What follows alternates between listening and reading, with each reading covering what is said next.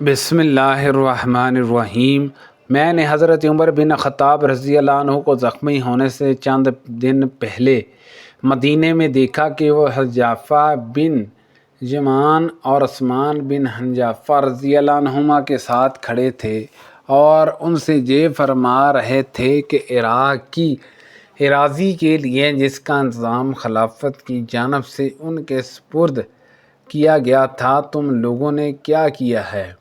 کیا تم لوگوں کو یہ اندیشہ تو نہیں ہے کہ تم نے زمین کا اتنا محصول لگا دیا ہے جس کی گنجائش نہ ہو؟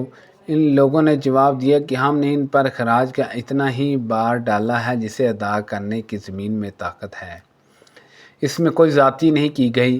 حضرت عمر رضی اللہ عنہ نے فرمایا کہ دیکھو، پھر سمجھ لو کہ تم نے ایسی جمع تو نہیں لگائی جو زمین کی طاقت سے باہر ہو۔ راوی نے بیان کیا، ان دونوں نے کہا کہ ایسا نہیں ہونے پائے گا۔ اس کے بعد حضرت عمر رضی اللہ عنہ نے فرمایا کہ اگر اللہ تعالیٰ نے مجھے زندہ رکھا تو میں عراق کی بیوہ عورتوں کے لیے اتنا کر دوں گا کہ پھر میرے بعد کسی کی محتاج نہیں رہیں گی۔ راوی عمرو بن ممجان نے بیان کیا کہ ابھی اس گفتگو پر چوتھا دن ہی آیا تھا کہ حضرت عمر رضی اللہ عنہ زخمی کر دیے گئے۔ عمرو بن ممجان نے بیان کیا کہ جس صبح کو آپ زخمی کیے گئے، میں فجر کی نماز کے انتظار میں صف کے اندر کھڑا تھا اور میرے اور ان کے درمیان عبداللہ بن عباس رضی اللہ عنہما کے سوا اور کوئی نہیں تھا۔ حضرت عمر رضی اللہ عنہ کی عادت تھی کہ جب صف سے گزرتے تو فرماتے جاتے کہ صفیں سیدھی کر لو، اور جب دیکھتے کہ صفوں میں کوئی خلل نہیں رہ گیا ہے تب آگے مصلی پر بڑھتے اور تکبیر کہتے۔ فجر کی نماز کی پہلی رکعت میں عموماً سورہ یوسف یا سورہ نحل یا اتنی ہی طویل کی کوئی سورت پڑھتے جہاں تک کہ لوگ جمع ہو جاتے۔ اس دن ابھی آپ نے تکبیر ہی کہی تھی کہ میں نے سنا آپ فرما رہے ہیں کہ مجھے قتل کر دیا یا کتے نے کاٹ لیا۔ ابو لولو نے آپ کو زخمی کر دیا تھا۔ اس کے بعد وہ بدبخت اپنی دودھاری خنجر لیے دوڑنے لگا اور دائیں اور بائیں جدھر بھی پھرتا تو لوگوں کو زخمی کرتا جاتا۔ اس طرح اس نے 13 آدمیوں کو زخمی کر دیا، جس میں 7 حضرات نے شہادت پائی۔ مسلمانوں میں سے ایک صاحب حتان نامی نے یہ صورتحال دیکھی تو انہوں نے اس پر اپنی چادر ڈال دی۔ اس بدبخت کو جب یقین ہو گیا کہ اب پکڑ لیا جائے گا تو اس نے خود اپنا بھی گلا کاٹ لیا۔ پھر حضرت عمر رضی اللہ عنہ نے عبد الرحمن بن عوف رضی اللہ عنہ کا ہاتھ پکڑ کر انہیں آگے بڑھا دیا۔ عمرو بن ممجان نے بیان کیا کہ جو لوگ حضرت عمر رضی اللہ عنہ کے قریب تھے انہوں نے بھی وہ صورتحال دیکھی جو میں دیکھ رہا تھا، لیکن جو لوگ مسجد کے کنارے پر تھے پیچھے کی صفوں میں تو انہیں کچھ معلوم نہیں ہو سکا۔ البتہ چونکہ حضرت عمر رضی اللہ عنہ کی قرات نماز میں انہوں نے نہیں سنی تو سبحان اللہ سبحان اللہ کہتے رہے۔ آخر حضرت عبد الرحمن بن عوف رضی اللہ عنہ نے لوگوں کو بہت ہلکی نماز پڑھائی۔ پھر جب لوگ واپس ہونے لگے تو حضرت عمر رضی اللہ عنہ نے فرمایا، ابن عباس دیکھو مجھے کسی نے زخمی کیا ہے۔ ابن عباس رضی اللہ عنہما نے تھوڑی دیر گھوم پھر کر دیکھا اور آ کر فرمایا کہ مغیرہ رضی اللہ عنہ کے غلام ابو لولو نے آپ کو زخمی کیا ہے۔ حضرت عمر رضی اللہ عنہ نے دعا فرمایا، وہی جو کاریگر ہے؟ جواب دیا کہ جی ہاں۔ اس پر حضرت عمر رضی اللہ عنہ نے فرمایا، اللہ اسے برباد کرے میں نے تو اسے اچھی بات کہی تھی جس کا اس نے یہ بدلہ دیا۔ اللہ تعالیٰ کا شکر ہے کہ اس نے میری موت کسی ایسے شخص کے ہاتھوں نہیں مقدر کی جو اسلام کا مدعی ہو۔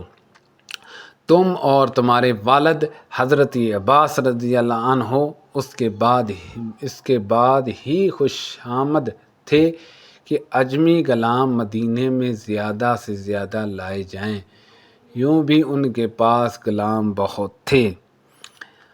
اس پر حضرت ابن عباس رضی اللہ عنہما نے عرض کیا، اگر آپ فرمائیں تو ہم بھی کر گزریں۔ مقصد یہ تھا کہ اگر آپ چاہیں تو ہم مدینے میں مقیم اجمی غلاموں کو قتل کر ڈالیں۔ حضرت عمر رضی اللہ عنہ نے فرمایا، یہ انتہائی غلط فکرہ ہے، خصوصاً جب کہ تمہاری زبان میں وہ گفتگو کرتے ہیں، تمہارے قبلے کی طرف رخ کر کے نماز ادا کرتے ہیں اور تمہاری طرح حج کرتے ہیں۔ پھر حضرت عمر رضی اللہ عنہ کو ان کے گھر اٹھا کر لایا گیا اور ہم آپ کے ساتھ ساتھ آئے۔ ایسا معلوم ہوتا تھا جیسے لوگوں پر کبھی اس سے پہلے اتنی بڑی مصیبت آئی ہی نہیں تھی۔ بعض تو یہ کہتے تھے کہ کچھ نہیں ہوگا، اچھے ہو جائیں گے، اور بعض کہتے تھے کہ آپ کی زندگی خطرے میں ہے۔ اس کے بعد کھجور کا پانی لایا گیا اور آپ نے اسے پیا تو وہ آپ کے پیٹ سے باہر نکل آیا۔ پھر دودھ لایا گیا، اسے بھی یوں ہی آپ نے پیا، زخم کے راستے وہ بھی باہر نکل آیا۔ اب لوگوں کو یقین ہو گیا کہ آپ کی شہادت یقیناً ہے۔ پھر ہم اندر آ گئے اور لوگ آپ کی تعریف بیان کرنے لگے۔ اتنے میں ایک نوجوان اندر آیا اور کہنے لگا، یا امیر المومنین، آپ کو خوشخبری ہو، اللہ تعالیٰ کی طرف سے آپ نے رسول اللہ صلی اللہ علیہ وسلم کی صحبت اٹھائی ہے، ابتدا میں سلام لانے کا شرف حاصل کیا ہے جو آپ کو معلوم ہے۔ پھر آپ خلیفہ بنائے گئے اور آپ نے پورے انصاف سے حکومت کی، پھر شہادت پائی۔ حضرت عمر رضی اللہ عنہ نے فرمایا، میں تو اس پر بھی خوش تھا کہ ان باتوں کی وجہ سے برابر پر میرا معاملہ ختم ہو جاتا، نہ ثواب ہوتا اور نہ عذاب۔ جب وہ نوجوان جانے لگا تو اس کا تہمد ازار لٹک رہا تھا۔ حضرت عمر رضی اللہ عنہ نے فرمایا، اس لڑکے کو میرے پاس واپس لاؤ۔ جب وہ آیا تو آپ نے فرمایا، میرے بھتیجے، یہ اپنا کپڑا اوپر اٹھائے رکھو کہ اس سے تمہارا کپڑا بھی زیادہ دنوں چلے گا اور تمہارے رب سے تقوی کا بھی باعث بنے گا۔ اے عبداللہ بن عمر، دیکھو مجھ پر کتنا قرض ہے۔ جب لوگوں نے آپ پر قرضے کا شمار کیا تو تقریباً 86,000 نکلا۔ حضرت عمر رضی اللہ عنہ نے اس پر فرمایا کہ اگر یہ قرضہ آل عمر کے مال سے ادا ہو سکے تو انہی کے مال سے اس کو ادا کرنا، ورنہ پھر بنی عدی بن کعب سے کہنا، اگر ان کے مال کے بعد بھی ادائیگی نہ ہو سکے تو کرائے سے کہنا، ان کے سوا کسی سے امداد نہ طلب کرنا اور میری طرف سے اس قرضے کو ادا کر دینا۔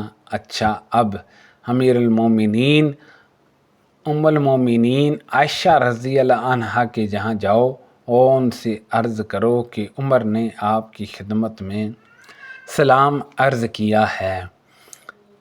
امیر المومنین، میرے نام کے ساتھ نہ کہنا، کیونکہ اب میں مسلمانوں کا امیر نہیں رہا ہوں۔ تو ان سے عرض کرنا کہ عمر بن خطاب نے آپ سے اپنے دونوں ساتھیوں کے ساتھ دفن ہونے کی اجازت چاہی ہے۔ عبداللہ بن عمر رضی اللہ عنہما نے عائشہ رضی اللہ عنہا کی خدمت میں حاضر ہو کر سلام کیا اور اجازت لے کر اندر داخل ہوئے۔ سبحان اللہ عز و جل۔ اللہ پاک سے دعا ہے کہ اللہ پاک ہم سب کو صحابہ کرام رضوان اللہ اجمعین کے ساتھ سچی اور پکی محبت نصیب فرمائے۔ اللہ پاک ہم سب کو صحت و تندرستی عطا فرمائے۔ کو پڑھنے پڑھانے میں کوئی غلطی کوتاہی ہو گئی ہو تو اللہ پاک معاف فرمائے۔ صدقہ جاریہ سے زیادہ دوسرے لوگوں تک شیئر کیجیے۔ آمین بجاہ النبی الامین صلی اللہ علیہ وسلم۔